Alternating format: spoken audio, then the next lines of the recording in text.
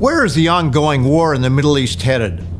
Can Israel survive when it seems the whole world is lined up against it? And many chant, from the river to the sea, meaning there can be no Israeli state. Drive all the Jews out from the Jordan River to the Mediterranean Sea. In what way will events in the Middle East affect you and your family? Can you know? And what about Europe, where there's still a very real war being waged by Western nations against Russia and its allies, China, North Korea, and Iran? Is it possible to know the future, and if so, how? And what should we watch for in 2024? At the beginning of each year, we here at Tomorrow's World give you trends to watch for in the coming year and beyond. Our predictions come from an ancient source that has proven to be accurate and reliable. And that source is the Bible, where God makes this bold statement to the skeptic in Isaiah, the 46th chapter, in verses 9 and 10. I am God, and there is none like me, declaring the end from the beginning, and from ancient times things that are not yet done, saying, my counsel shall stand, and I will do all my pleasure. Now that's a bold statement. Is it true? On today's program, you may be shocked at how precise and accurate Bible prophecy is regarding what you are seeing right now in the Middle East. And the Bible shows that events in that part of the world will affect the rest of the world.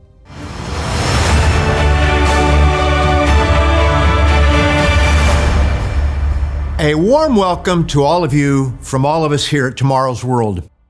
On today's program, I'll be giving you 5 trends to watch for in 2024 and beyond, especially in the Middle East. Thousands of years ago, the Bible foretold what you see in living color in today's news. None of us here at Tomorrow's World are prophets, but we can read what the biblical prophets, under inspiration from God, foretold. How can we be so certain about the Bible as a reliable source for future events? Answer: no human could so accurately tell what would happen thousands of years in advance. Do you doubt that? Well, tell me this. What will happen 2,000 years from now, in the year 4024? Pick any nation, any city, any people, and make your prediction. And what about 3,700 years from now? Where will the Jews be then? Will they have a country they call their own? What about Germany or the United States? What about cities such as New York, London, Berlin, or Jerusalem? Give it your best shot and see if you can match God for precision and accuracy. Not that you'll be alive in the flesh to know what happens, but I think you get the point. Making predictions that far into the future is impossible apart from God. Based on Bible prophecy, let's review what I said last January as we looked ahead to 2023. Trend number 1. The crisis in Europe will continue until a strong man arises to bring 10 kings together. And just as there were 2 legs and feet in Nebuchadnezzar's image, so there will be 2 legs in this combine of nations. So trend number 2, watch for a geopolitical realignment in the next few years between Eastern and Western Europe. The invasion of Ukraine moved countries such as Germany to begin rearming, something we've predicted for decades. Several U.S. presidents put pressure on Germany to do more militarily, but to no avail. The invasion did it in a matter of hours. These 2 predictions will come to pass. A strong man will rise up in the very near future and bring together 10 nations or leaders in Europe. And this implies a geopolitical realignment. Therefore, watch Europe, as there will likely be surprises along the way. After giving those 2 trends to watch in Europe, I then shifted to the Middle East and to what to expect where you may live. Even though we cannot know the exact timing, the stage for these biblical prophecies is being set. But also, let's not forget what is happening in the Middle East. Jerusalem is at the center of many Bible prophecies. So trend number 3, expect greater tension in the Middle East between Israel and her neighbors. But what about where most of you live who are watching this telecast? Expect trend number 4. More chaos, confusion, division, and disasters, man-made and natural, for America and the British-descended peoples. Yes, when you think it can't get any worse, 2023 may once again prove that notion wrong. The United States, Britain, Australia, Canada, and other British-descended peoples are on a downward spiral. And unless we turn back to God, and we see no evidence of that, no elected leader will save us.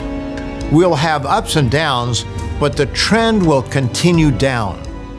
The last 4 years saw optimism for peace in the Middle East. The Abraham Accords brought normalization of relations between Israel and several of its neighbors. And both Saudi Prince Mohammed bin Salman and Prime Minister Benjamin Netanyahu were optimistic about normalizing relations between their two countries, possibly as soon as a few days or a few weeks. And U.S. National Security Advisor Jake Sullivan declared, "And the Middle East region is quieter today than it has been in 2 decades. Now, he did say that could change, and it did, only 8 days later with the barbaric attacks by Hamas. More than 3,700 years ago, the grandson of Abraham brought his 12 sons to him and said, "Gather together that I may tell you what shall befall you in the last days."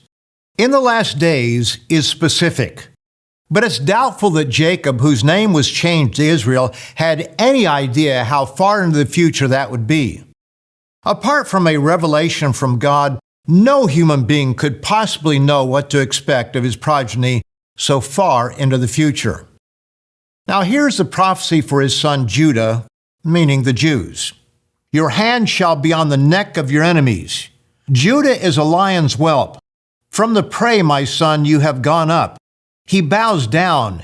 He lies down as a lion, and as a lion, who shall rouse him? The scepter shall not depart from Judah, nor a lawgiver from between his feet, until Shiloh comes, and to him shall be the obedience of the people." Note that the promised lawgiver, that is the Messiah, would come from the Jews, and he did 1,700 years later. Many recognize this, but what about the part that describes the time of the end when the Jews would be as a lion that is best not roused? Is that not the history of the last 75 years and what we see even now? Dear friends, there are even more specific prophecies that were given 2,500 years ago by the prophet Zechariah. Notice what God foretold through him in chapter 12 and verses 2 and 3. "Behold, I will make Jerusalem a cup of drunkenness to all the surrounding peoples, when they lay siege against Judah, that is the Jews, and Jerusalem. And it shall happen in that day that I will make Jerusalem a very heavy stone for all peoples.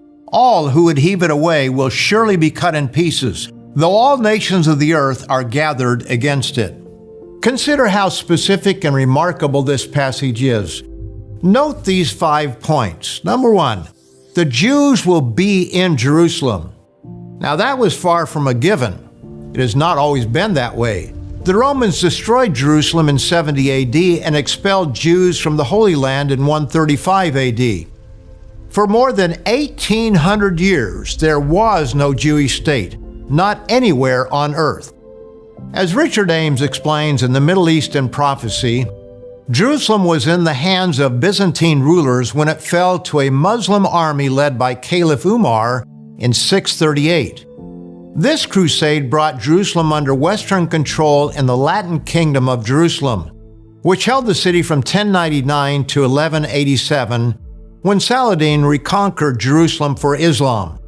Later crusades brought Jerusalem briefly under Western control from 1229 to 1239, and from 1243 to 1244, when it was sacked by the Tatars.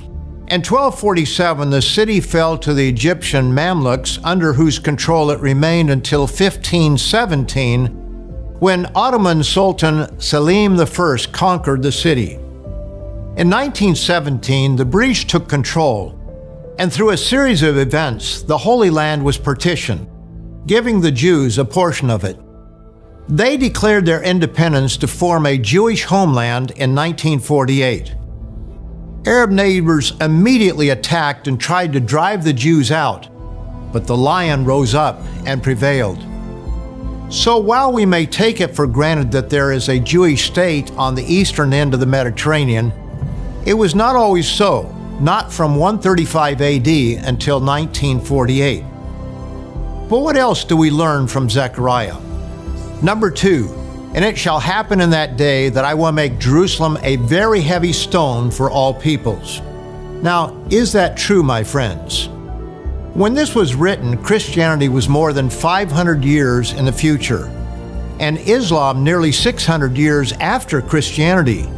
Yet today, Jerusalem is at the heart of 3 religions: Judaism, Christianity, and Islam. All lay claim to Jerusalem. It truly is a troublesome stone, the great sticking point in all peace talks. Number 3, all who would heave it away, that is, the heavy stone of Jerusalem, will surely be cut in pieces. Remember Jacob's prediction that in the last days Judah would be like a resting lion that is best not aroused? In 1967, Egyptian President Gamal Abdel Nasser threatened Israel by moving troops to Israel's border. Jordan and Syria would join the fight, but the Jews struck preemptively and defeated their enemies on all sides in a mere 6 days. In 1973, Israel's neighbors attacked on the most sacred Jewish holy day, Yom Kippur, when the Jews were weak from fasting. But once again, they cut their enemies in pieces. What's ahead in the Middle East as we enter 2024? What does the Bible have to say about it? As we're seeing quite a bit. So far, we've seen 3 lessons from Zechariah 12. Number 1, the Jews will be in Jerusalem. Number 2, Jerusalem would be a very heavy stone in the world. Number 3, all who would heave it away, that is, the heavy stone of Jerusalem, will surely be cut in pieces. Now let's look at another point from Zechariah 12. Number 4, though all nations of the earth are gathered against it, that is Israel. Are all nations gathered against the Jews? There are more United Nations resolutions condemning Israel than all other countries combined. And consider the massive demonstrations taking place all over the world against the Jews. In Russia, in China, in Germany, in France, in the United States, in Australia, and in Britain. The father of the Jews prophesied 3,700 years ago that they would be a powerful military force. They would be like a lion that is best not aroused. This is also confirmed in Zechariah 12 and verse 6. In that day I will make the governors of Judah like a fire pan in the woodpile, and like a fiery torch in the sheaves. They shall devour all the surrounding peoples on the right hand and on the left. But Jerusalem shall be inhabited again in her own place, Jerusalem. This has hardly been the Jewish history until the last 75 years. So we next read number 5, the Jews' ability to wield great military might. Dear friends, these are remarkable prophecies, but there's more. Despite their military prowess, there is coming a time in the near future when Jerusalem will be overrun by the Jews' enemies. What happened October the 7th, 2023 will happen in Jerusalem. Zechariah the 14th chapter gives the details. Behold, the day of the Lord is coming, and your spoil will be divided in your midst. For I will gather all the nations to battle against Jerusalem. The city shall be taken, the houses rifled, and the women ravished. Half of the city shall go into captivity, but the remnant of the people shall not be cut off from the city. Note that Jerusalem today is a divided city, just as the prophet indicated when he said, half the city shall go into captivity. Again, Zechariah speaks of the world lining up against the Jews. Revelation, the 11th chapter and verse 2 tells us that Jerusalem would be overrun by the Gentiles for a period of 3.5 years leading up to the return of Jesus Christ the Messiah. But leave out the court which is outside the temple, and do not measure it, for it has been given to the Gentiles, and they will tread the holy city underfoot for 42 months. The time setting of Zechariah 14 is yet future. It's that 2.5-year period called the Great Tribulation, and the 1-year day of the Lord when God's wrath on rebellious mankind leads to Christ's second coming. This is stated explicitly in verse 4. And in that day his feet will stand on the Mount of Olives, which faces Jerusalem on the east. And the Mount of Olives shall be split in two, from east to west, making a very large valley. Half of the mountain shall move toward the north, and half of it toward the south. And if that's not clear enough, here's what it tells us in verse 9. And the Lord shall be king over all the earth. In that day it shall be, the Lord is one, and his name one. So where are we in the scope of end-time Bible prophecy? Those who have eyes to see recognize that we are on the edge of a worldwide war of catastrophic proportions, just as the Bible shows elsewhere. But take heed to yourselves, lest your hearts be weighed down with carousing, drunkenness, and cares of this life, and that day come on you unexpectedly.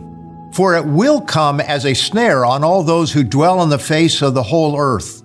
Watch therefore, and pray always that you may be counted worthy to escape all these things that will come to pass, and to stand before the Son of Man. So here are trends to watch in 2024 and the immediate years ahead. Number 1, watch for increasing demand for international intervention and control over Jerusalem. World leaders are already wondering what to do in the aftermath of this current war. Who will administer Gaza, the West Bank, and yes, Jerusalem itself? Mr. Richard Ames writes in the Middle East in Prophecy, as violence escalates in the region around Jerusalem, watch for more world leaders to join in demanding international control of this ancient city held dear by Jews, Christians, and Muslims alike. Number 2, watch for the forming of what the Bible calls the King of the South, arising in the Middle East and northeastern Africa. The 11th chapter of Daniel gives a detailed history of intrigue and war between a king of the north and a king of the south. This interplay between the two covers a period of 2,500 years, all the way to the time of Christ's return. Verses 40 to 45 tell us how it will end. At the time of the end, the king of the south shall attack him, and the king of the north shall come against him like a whirlwind, with chariots, horsemen, and with many ships. And he shall enter the countries, overwhelm them, and pass through. He shall also enter the glorious land, and many countries shall be overthrown. But these shall escape from his hand, Edom, Moab, and the prominent people of Ammon. He shall stretch out his hand against the countries, and the land of Egypt shall not escape. He shall have power over the treasures of gold and silver, and over all the precious things of Egypt. Also the Libyans and Ethiopians shall follow at his heels. But news from the east and the north shall trouble him. Therefore he shall go out with great fury to destroy and annihilate many. And he shall plant the tents of his palace between the seas and the glorious holy mountain. Yet he shall come to his end, and no one will help him. Psalm 83 speaks of a coalition of nations who conspire together against Israel. Is this not the attitude that we see right now? They have said, "Come and let us cut them off from being a nation, that the name of Israel may be remembered no more. For they have consulted together with one consent. They form a confederacy against you." This coming confederacy will include Assyria, modern-day Germany, and the European beast power. This will be the king of the north. And this is why we say, number 3, watch Europe, especially Germany. Expect to see the formation of a German-led group of 10 leaders or nations that the Bible refers to as the beast. Number 4, watch for animal sacrifices to begin in Jerusalem. This does not require a temple. The Jews began sacrificing after returning from Babylonian captivity prior to building the second temple. And finally, number 5. Watch for a charismatic, miracle-working religious leader to rise up in Europe. We cannot know exactly when these events will happen, but according to Bible prophecy, they will. As we have seen on today's program, the Bible is very accurate and specific, and many prophecies are coming to pass right before our eyes. I hope you profited from this video. If you found it helpful and want to learn more, be sure to get your free study guide, The Middle East and Prophecy, by clicking the link in the description or going to twtv.org/east. We here at Tomorrow's World want to help you understand the world through the pages of the Bible. So be sure to like, subscribe, and hit the bell so you don't miss another video. Thanks for watching. See you next time.